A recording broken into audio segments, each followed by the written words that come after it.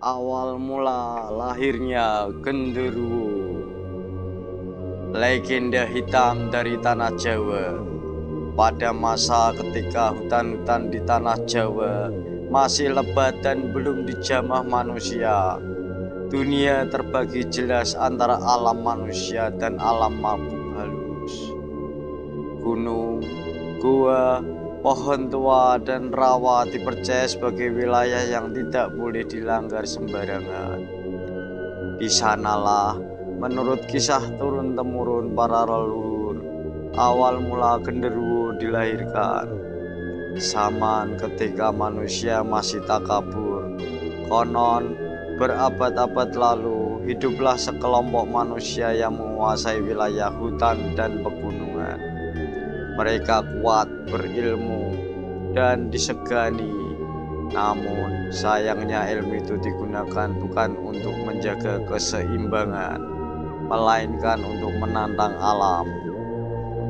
Beberapa dari mereka mempelajari ilmu hitam tingkat tinggi, ilmu yang meminta pengorbanan, keserakahan, dan sumpah terhadap kekuatan gaib. Awalnya, ilmu itu memberi kekuatan luar biasa, tubuh kebal, tenaga berlipat, kemampuan menghilang, dan umur yang lebih panjang. Namun, ada satu syarat yang sering diabaikan: larangan melanggar sumpah dan pandangan alam. Manusia yang dikutuk menjadi makhluk hutan dalam kepercayaan Jawa kuno. Manusia yang terlalu lama hidup dengan nafsu amarah, keserakahan, dan ilmu sesat, lambat laun akan kehilangan sifat kemanusiaannya. Tubuh mereka berubah, rambut tumbuh lebat, wajah mengeras, suara menjadi berat dan mengeram, dan batin dipenuhi amarah saat kematian datang. Jiwa mereka tak diterima bumi dan tidak diakui alam arwah, maka roh itu terperangkap, tidak menjadi manusia, tidak pula menjadi arwah biasa. Dari situlah genderuwo pertama lahir, makhluk penunggu wilayah terlarang.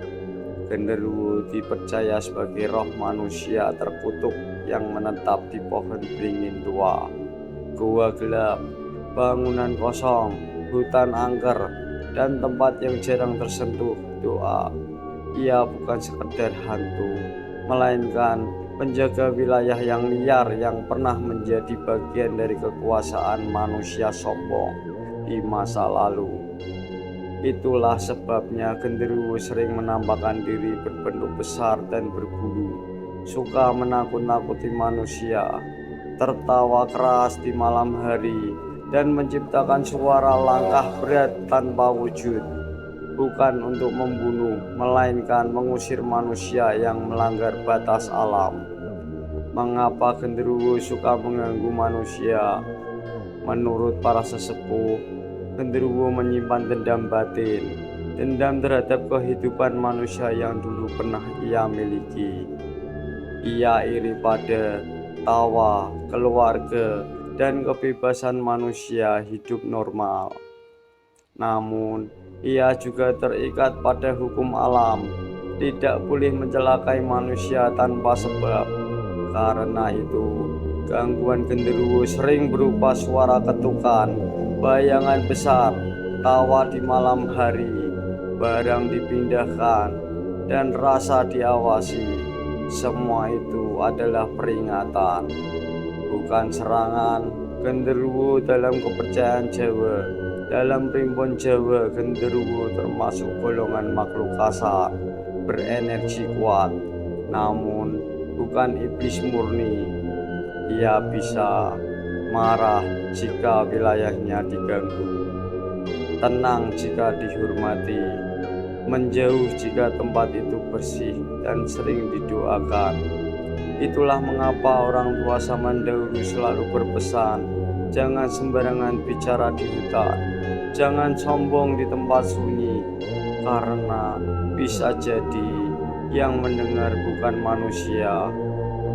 Pesan leluhur, kisah lainnya genderuwo bukan hanya cerita horor, Ia adalah peringatan keras dari leluhur bahwa keserakahan melahirkan kutukan. Ilmu tanpa adab membawa kehancuran, dan alam tidak pernah lupa pada manusia yang melanggarnya. Jika suatu malam kamu mendengar tawa berat dari arah oponan, ingatlah, itu bukan sekedar angin.